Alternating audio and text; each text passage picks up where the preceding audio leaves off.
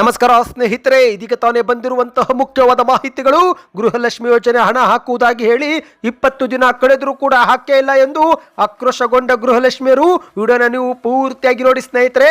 ಮತ್ತೊಂದೆಡೆಯಲ್ಲಿ ನನಗೆ ಈಗ 93 ವಯಸ್ಸು, ಜನವರಿ 23ಕ್ಕೆ ವೇದಿಕೆ ಸಿದ್ಧ ಇದೆ ಎಂದು ಮಾಜಿ ಪ್ರಧಾನಿ ದೇವೇಗೌಡ ಅವರ ಹೇಳಿಕೆ. ಸಾಲ ಮನ್ನಾ ಬಗ್ಗೆ ಮತ್ತೊಂದು ಮಾಹಿತಿ. ವಿಡಿಯೋನ ನೀವು ಪೂರ್ತಿಯಾಗಿ ನೋಡಿ. ನೀವು ಕೂಡ ಏನಾದರೂ ಬಾಡಿಗೆ ಮನೆಯೊಳಗೆ ಇದ್ರೆ ನಿಮಗೆ ಒಂದು ಗುಡ್ ನ್ಯೂಸ್. ಮುಖ್ಯಮಂತ್ರಿ ಸಿದ್ದರಾಮಯ್ಯರು ಮನೆ ಹಂಚಿಕೆ ಘೋಷಣೆ ಮಾಡಿದ್ದಾರೆ. ಮನೆ ಇಲ್ಲದವರಿಗೆ ಮತ್ತು ಮನೆ ಕಳೆದುಕೊಂಡವರಿಗೆ ಗುಡ್ ನ್ಯೂಸ್ ಕೊಟ್ಟ ಸರ್ಕಾರ. ಮತ್ತೊಂದೆಡೆಯಲ್ಲಿ ದೇಶಾದ್ಯಂತ ರೈಲ್ವೆ ಇಲಾಖೆಯಿಂದ ಟಿಕೆಟ್ ದರ ಏರಿಕೆ. ಮೋದಿ ನೇತೃತ್ವದ ಬಿಜೆಪಿ ಸರ್ಕಾರ ಜನರಿಗೆ ಹೊರೆಯಾಗುತ್ತಿದೆ, ಲೂಟಿ ಹೊಡೆಯುವ ಅವಕಾಶ ಕೇಂದ್ರ ಸರ್ಕಾರ ಬಿಡಲ್ಲ ಎಂದು ಮಲ್ಲಿಕಾರ್ಜುನ್ ಖರ್ಗೆ ಅವರ ಹೇಳಿಕೆ. ಇದೇ ಬೆನ್ನಲ್ಲೇ ಕೇಂದ್ರದ ಸಚಿವ ಪ್ರಹ್ಲಾದ್ ಜೋಶಿ ಅವರು ಮಾತನಾಡಿ ಅಷ್ಟೇನು ಟಿಕೆಟ್ ದರ ಹೆಚ್ಚಳ ಮಾಡಿಲ್ಲ ಎಂದು ಪ್ರತಿಕ್ರಿಯೆ ಕೊಟ್ಟಿದ್ದಾರೆ. ಎಲ್ಲ ಮಾಹಿತಿಗಳನ್ನ ಡೀಟೇಲ್ ಆಗಿ ನೋಡೋಣ. ಅದಕ್ಕಿಂತ ಮೊದಲು ನೀವು ನಮ್ಮ ಚಾನಲ್ಗೆ ಮೊದಲು ಬಾರಿ ಭೇಟಿ ಕೊಡುತ್ತಿದ್ರೆ ದಯವಿಟ್ಟು ಸಬ್ಸ್ಕ್ರೈಬ್ ಆಗಿ, ಪಕ್ಕದಲ್ಲಿ ಕಾಣಿಸೋ ಗಂಟೆ ಒತ್ತಿ. ಇದರಿಂದ ರಾಜ್ಯದ ಮುಖ್ಯವಾದ ಸುದ್ದಿಗಳು ನಿಮಗೆ ಸಿಗುತ್ತಿರುತ್ತವೆ. ಈ ಒಂದು ವಿಡಿಯೋಗೆ ಲೈಕ್ ಮಾಡಿ ಮತ್ತು ವಿಡಿಯೋ ಕೊನೆವರೆಗೂ ಪೂರ್ತಿಯಾಗಿ ನೋಡಿ. ಬನ್ನಿ ಸ್ನೇಹಿತರೆ, ಎಲ್ಲ ಮುಖ್ಯವಾದ ಮಾಹಿತಿಗಳನ್ನ ಡೀಟೇಲ್ ಆಗಿ ನೋಡೋಣ. ನೀವು ಕೂಡ ಗೃಹಲಕ್ಷ್ಮಿ ಯೋಜನೆಯ ಫಲಾನುಭವಿಗಳಾಗಿದ್ರೆ ಡಿಸೆಂಬರ್ ತಿಂಗಳಲ್ಲಿ ನಿಮ್ಮ ಬ್ಯಾಂಕ್ ಖಾತೆಗೆ ಒಂದು ಕಂತಾದರೂ ಜಮಾವಾಯ್ತಾ? ಹೌದು ಸ್ನೇಹಿತರೆ, ಪ್ರತಿಯೊಬ್ಬರು ಕಮೆಂಟ್ ಮಾಡಿ. ಯಾಕಂದ್ರೆ ಗೃಹಲಕ್ಷ್ಮಿಯವರು ಈಗ ಸರ್ಕಾರದ ವಿರುದ್ಧ ಸಿಡಿದೆದ್ದಿದ್ದಾರೆ. ಹಣ ಹಾಕುವುದಾಗಿ ಹೇಳಿ 20 ದಿನ ಕಳೆದರೂ ಕೂಡ ಖಾತೆಗೆ ಜಮೆ ಆಗಿಲ್ಲ ಎಂದು ಬೆಳಗಾವಿ ಜಿಲ್ಲೆಯ ಫಲಾನುಭವಿಗಳು ಕಿಡಿಕಾರಿದ್ದಾರೆ. ಹೌದು, ಫೆಬ್ರವರಿ ಹಾಗೂ ಮಾರ್ಚ್ ತಿಂಗಳ ಹಳೆಯ ಕಂತು ಬಾಕಿ ಉಳಿದುಕೊಂಡಿದ್ದು 4,000 ರೂಪಾಯಿ 12 ದಿನಗಳಲ್ಲಿ ಹಾಕುವುದಾಗಿ ಮುಖ್ಯಮಂತ್ರಿಯವರು ಸದನದಲ್ಲಿ ಭರವಸೆ ಕೊಟ್ಟಿದ್ರು. ಆದರೆ ಈ ಒಂದು ಹೇಳಿಕೆ ಕೊಟ್ಟು 20 ದಿನ ಕಳೆದರೂ ಕೂಡ ಫಲಾನುಭವಿಗಳ ಬ್ಯಾಂಕ್ ಖಾತೆಗೆ ಜಮೆ ಆಗಿಲ್ಲ. ಇದರಿಂದ ಗೃಹಲಕ್ಷ್ಮಿಯರು ಆಕ್ರೋಶ ವ್ಯಕ್ತಪಡಿಸಿದ್ದಾರೆ. ಹೌದು ಸ್ನೇಹಿತರೆ, ಮಹಿಳಾ ಮತ್ತು ಮಕ್ಕಳ ಕಲ್ಯಾಣ ಇಲಾಖೆಯ ಸಚಿವೆ ಲಕ್ಷ್ಮಿ ಹೆಬ್ಬಾಳ್ಕರ್ ಅವರ ವಿರುದ್ಧ ಅವರದ್ದೇ ಜಿಲ್ಲೆ ಬೆಳಗಾವಿಯಲ್ಲಿ ಮಹಿಳೆಯರು ಆಕ್ರೋಶ ವ್ಯಕ್ತಪಡಿಸಿದ್ದಾರೆ. ಮಾಧ್ಯಮಗಳ ಮುಂದೆ ಮಾತನಾಡಿದಂತ ಗೃಹಲಕ್ಷ್ಮಿಯರು, ನಮಗೆ ಹಣ ಹಾಕುವುದಾಗಿ ಹೇಳಿ ಇದುವರೆಗೆ ಸಮರ್ಪಕವಾಗಿ ಹಾಕಿಲ್ಲ. ಕೆಲ ಫಲಾನುಭವಿಗಳ ಬ್ಯಾಂಕ್ ಖಾತೆಗೆ 19ನೇ ಕಂತಿನವರೆಗೆ ಹಣವೇ ಬಂದಿಲ್ಲ. ಅದರ ನಡುವೆ ಸಿಎಂ ಸಿದ್ದರಾಮಯ್ಯರು ಮತ್ತು ಹಲವರು ಬೆಳಗಾವಿಯ ಚಳಿಗಾಲದ ಅಧಿವೇಶನದಲ್ಲಿ ಫೆಬ್ರವರಿ ಮತ್ತು ಮಾರ್ಚ್ ತಿಂಗಳ ಹಣವನ್ನು ಶೀಘ್ರವೇ 2 ದಿನದಲ್ಲಿ ಹಾಕುವುದಾಗಿ ಹೇಳಿಕೆ ಕೊಟ್ಟಿದ್ರು. ಇದುವರೆಗೆ ಆ ಒಂದು ಕಂತುಗಳು ಜಮಾ ಆಗಿಲ್ಲ. ಇನ್ನು ಸರ್ಕಾರ ಇತ್ತೀಚೆಗೆ 24ನೇ ಕಂತಿನ ಹಣವು ಕೂಡ ಬಿಡುಗಡೆ ಮಾಡಿದ್ದೇವೆ ಎಂದಿದೆ. ಆದರೆ 4 ತಿಂಗಳಿನಿಂದ ನಮಗೆ ಯಾವ ಕಂತು ಬಂದೇ ಇಲ್ಲ ಎಂದು ಫಲಾನುಭವಿಗಳು ಕಿಡಿಕಾರಿದ್ದಾರೆ. ಹೌದು ಸ್ನೇಹಿತರೆ, ಇತ್ತೀಚೆಗೆ ನಡೆದಂತ ಬೆಳಗಾವಿಯ ಚಳಿಗಾಲದ ಅಧಿವೇಶನದಲ್ಲಿ ಬಿಜೆಪಿಯ ಶಾಸಕ ಮಹೇಶ ತೆಂಗಿನಕಾಯಿ ಅವರು ದಾಖಲೆಗಳ ಸಮೇತ ಫೆಬ್ರವರಿ ಮತ್ತು ಮಾರ್ಚ್ ತಿಂಗಳ ಹಣವನ್ನ ಸರ್ಕಾರ ಜಮೆ ಮಾಡಿಲ್ಲ, ಸರ್ಕಾರ ಮೋಸ ಮಾಡಿದೆ ಎಂದು ದಾಖಲೆಗಳ ಸಮೇತ ಸಾಬೀತು ಮಾಡಿದ್ದಾರೆ. ಇದೇ ಒಂದು ವಿಚಾರ ಪ್ರಸ್ತಾಪಿಸುತ್ತಿದ್ದಂತೆ ಸದನದಲ್ಲಿ ಸಿಎಂ ಅವರು ಸ್ವತಃ 2 ದಿನದಲ್ಲಿ ಹಣ ಹಾಕುವುದಾಗಿ ಭರವಸೆ ಕೊಟ್ಟಿದ್ರು. ಆದರೆ ಸಿಎಂ ಅವರು ಹೇಳಿ 20 ದಿನ ಕಳೆದರೂ ಕೂಡ ಖಾತೆಗೆ ಹಣ ಜಮಾ ಆಗಿಲ್ಲ. ಹಾಗಾಗಿ ಮಹಿಳೆಯರು ಇದೀಗ ಸಿಡಿದೆದ್ದಿದ್ದಾರೆ. ನಿಮ್ಮ ಬ್ಯಾಂಕ್ ಖಾತೆಗೆ ಡಿಸೆಂಬರ್ ತಿಂಗಳಲ್ಲಿ ಕಂತು ಏನಾದರೂ ಜಮಾ ಆಗಿದೆಯಾ? ಜಮೆ ಆಗಿದ್ರೆ ಯಾವ ಊರು ಎಂಬುದನ್ನ ಕಮೆಂಟ್ ಮಾಡಿ ಸ್ನೇಹಿತರೆ. ಬನ್ನಿದೀಗ ಒಂದು ಮುಖ್ಯವಾದ ಮಾಹಿತಿಗೆ ಹೋಗೋಣ.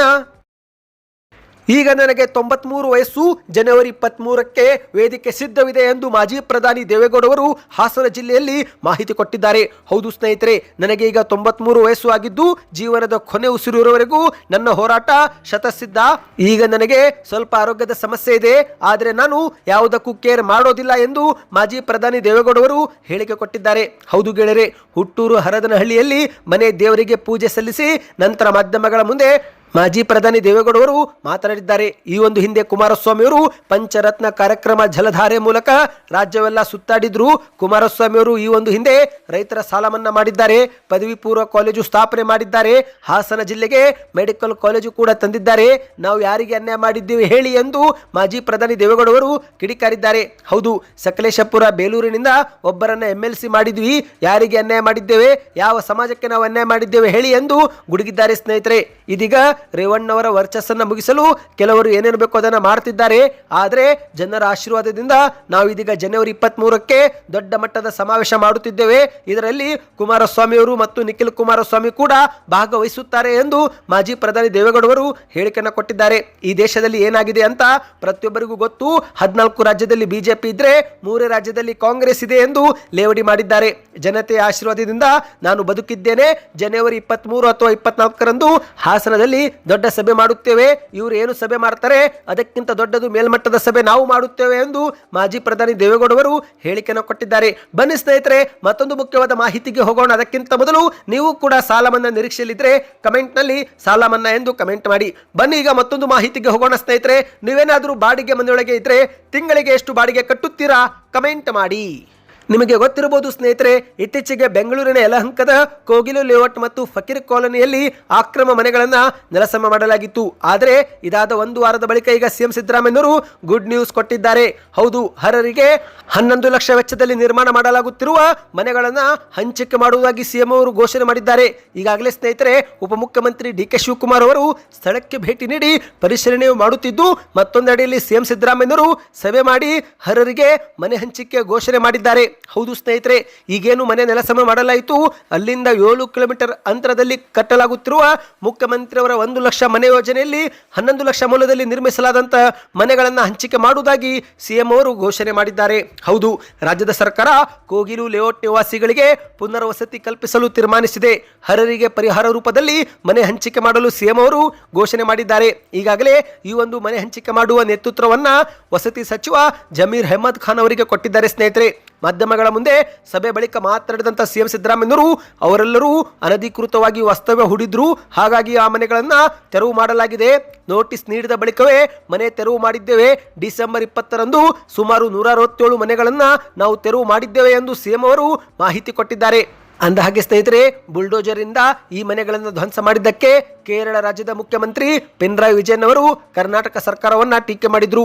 ಕರ್ನಾಟಕದ ಕಾಂಗ್ರೆಸ್ ಸರ್ಕಾರ ಉತ್ತರ ಪ್ರದೇಶದ ಬುಲ್ಡೋಜರ್ ನೀತಿ ಅನುಸರಿಸುತ್ತಿದೆ ಎಂದು ಮಾಧ್ಯಮಗಳ ಮುಂದೆ ಕಿಡಿಕಾರಿದ್ರು. ಆದ್ರೆ ಈಗ ಮುಖ್ಯಮಂತ್ರಿ ಸಿದ್ದರಾಮಯ್ಯನವರು ಅರ್ಹ ಸಂತ್ರಸ್ತರಿಗೆ ಮನೆ ಹಂಚಿಕೆ ಘೋಷಣೆ ಮಾಡಿದ್ದಾರೆ. ಹೌದು, ಜನವರಿ 1ರಂದು ಹೊಸ ವರ್ಷದ ಮೊದಲ ದಿನವೇ ವಾಸದ ಮನೆ ಕಲ್ಪಿಸುವ ಜವಾಬ್ದಾರಿಯನ್ನು ಸಿದ್ದರಾಮಯ್ಯನವರು ವಸತಿ ಸಚಿವ ಜಮೀರ್ ಅಹ್ಮದ್ ಖಾನ್ ಅವರಿಗೆ ವಹಿಸಿದ್ದಾರೆ. ಕೋಗಿಲು ಲೇಔಟ್ನಿಂದ ಕೇವಲ 7 ಕಿಲೋಮೀಟರ್ ಅಂತರದಲ್ಲಿರುವ ಅಂದರೆ ಬಯಪ್ಪನಹಳ್ಳಿಯಲ್ಲಿ ಮುಖ್ಯಮಂತ್ರಿಗಳ 1 ಲಕ್ಷ ಮನೆ ಯೋಜನೆಯಡಿಯಲ್ಲಿ 1 ಮನೆ ಪ್ರತಿ ಕುಟುಂಬಕ್ಕೆ ಕೊಡಲು ಈಗ ಸರ್ಕಾರ ನಿರ್ಧಾರ ಮಾಡಿದ್ದಾರೆ. ಅಷ್ಟು ಮಾತ್ರವಲ್ಲ, ಈ ಒಂದು ಹಿಂದೆ ಕೋಗಿಲು ಲೇಔಟ್ನಲ್ಲಿ ಅಕ್ರಮ ಶೆಡ್ ನಿರ್ಮಾಣಕ್ಕೆ ಅವಕಾಶ ಕಲ್ಪಿಸಿಕೊಟ್ಟ ಕಂದಾಯ ಮತ್ತು ಜಿಬಿ ಅಧಿಕಾರಿಗಳ ವಿರುದ್ಧ ಕಠಿಣ ಕ್ರಮ ಜರುಗಿಸುವಂತೆಯೂ ಕೂಡ ಸಿಎಂ ಅವರು ಸೂಚನೆ ಕೊಟ್ಟಿದ್ದಾರೆ. ಬನ್ನಿ ಸ್ನೇಹಿತರೆ, ಮತ್ತೊಂದು ಮುಖ್ಯವಾದ ಮಾಹಿತಿಗೆ ಹೋಗೋಣ. ದೇಶಾದ್ಯಂತ ರೈಲ್ವೆ ಇಲಾಖೆಯಿಂದ ಟಿಕೆಟ್ ದರ ಏರಿಕೆ ಮಾಡಲಾಗಿದೆ. ಹೌದು ಸ್ನೇಹಿತರೆ, ರೈಲಲ್ಲಿ ಪ್ರತಿದಿನ ಸಾವಿರಾರು ಮಂದಿ ಪ್ರಯಾಣ ಮಾಡ್ತಾರೆ. ಎಷ್ಟೋ ಜನರು ದೂರದ ಊರಿಗೆ ಹೋಗ್ಬೇಕಂದ್ರೆ ರೈಲ್ವೆ ಪ್ರಯಾಣವನ್ನೇ ಮಾಡ್ತಾರೆ. ಆದರೆ ಇದೀಗ ಮತ್ತೊಮ್ಮೆ ಟಿಕೆಟ್ ದರ ಏರಿಕೆ ಮಾಡಲಾಗಿದೆ. ಹೌದು, ಕೇವಲ 6 ತಿಂಗಳ ಹಿಂದಷ್ಟೇ ಏರಿಕೆ ಮಾಡಲಾಗಿತ್ತು. ಇದೀಗ 2ನೇ ಬಾರಿ ಮತ್ತೊಮ್ಮೆ ಟಿಕೆಟ್ ಏರಿಕೆ ಮಾಡಲು ರೈಲ್ವೆ ಇಲಾಖೆ ನಿರ್ಧಾರ ಮಾಡಿದೆ. ಡಿಸೆಂಬರ್ 26ರಿಂದ ಅನ್ವಯವಾಗುವಂತೆ ಟಿಕೆಟ್ ದರ ಏರಿಕೆ ಮಾಡಲಾಗಿದೆ. ಸ್ನೇಹಿತರೆ, 215 ಕಿಲೋಮೀಟರ್ಗಿಂತಲೂ ಹೆಚ್ಚಿನ ದೂರದ ಪ್ರಯಾಣ ಮಾಡಿದ್ರೆ ಆಗ ನೀವು ಸ್ವಲ್ಪ ಹೆಚ್ಚಿಗೆ ಹಣವನ್ನು ಕೊಡಬೇಕಾಗುತ್ತೆ. ಹೌದು ಸ್ನೇಹಿತರೆ, ಸಾಮಾನ್ಯ ದರ್ಜೆ ಟಿಕೆಟ್ ಆಗಿದ್ರೆ ಪ್ರತಿ ಕಿಲೋಮೀಟರ್ಗೆ 1 ಪೈಸೆ, ಎಕ್ಸ್ಪ್ರೆಸ್ ಎಸಿ ಅಥವಾ ನಾನ್ ಎಸಿ ಆಗಿದ್ರೆ ಆಗ ಪ್ರತಿ ಕಿಲೋಮೀಟರ್ಗೆ 2 ಪೈಸೆ ಏರಿಕೆ ಮಾಡಲಾಗಿದೆ. ಇದೇ ಒಂದು ವಿಚಾರಕ್ಕೆ ಈಗ ಎಐಸಿಸಿ ಅಧ್ಯಕ್ಷ ಮಲ್ಲಿಕಾರ್ಜುನ್ ಖರ್ಗೆ ಅವರು ಕಿಡಿಕಾರಿದ್ದಾರೆ. ಮೋದಿ ನೇತೃತ್ವದ ಬಿಜೆಪಿ ಸರ್ಕಾರ ಜನರಿಗೆ ಹೊರೆಯಾಗುತ್ತಿದೆ ಎಂದು ನವದೆಹಲಿಯಲ್ಲಿ ಆಕ್ರೋಶ ವ್ಯಕ್ತಪಡಿಸಿದ್ದಾರೆ. ಮಾಧ್ಯಮಗಳ ಮುಂದೆ ಮಾತನಾಡಿದಂತೆ ಇವರು ಪ್ರತ್ಯೇಕ ರೈಲ್ವೆ ಬಜೆಟ್ ರದ್ದು ಮಾಡಿದ ನಂತರ ರೈಲ್ವೆಯಲ್ಲಿ ಹೊಣೆಗಾರಿಕೆ ಕಡಿಮೆ ಆಗಿದೆ. ಹದಗೆಟ್ಟು ಹೋಗಿರುವ ರೈಲ್ವೆ ಸ್ಥಿತಿ ನಿವಾರಿಸುವ ಬದಲು ಕೇಂದ್ರದ ಸರ್ಕಾರ ಪ್ರಚಾರದತ್ತ ಗಮನ ಹರಿಸಿದೆ. ಮೋದಿ ಸರ್ಕಾರ ಜನಸಾಮಾನ್ಯರನ್ನು ಲೂಟಿ ಮಾಡಲು ಯಾವುದೇ ಅವಕಾಶವೇ ಬಿಡುತ್ತಿಲ್ಲ.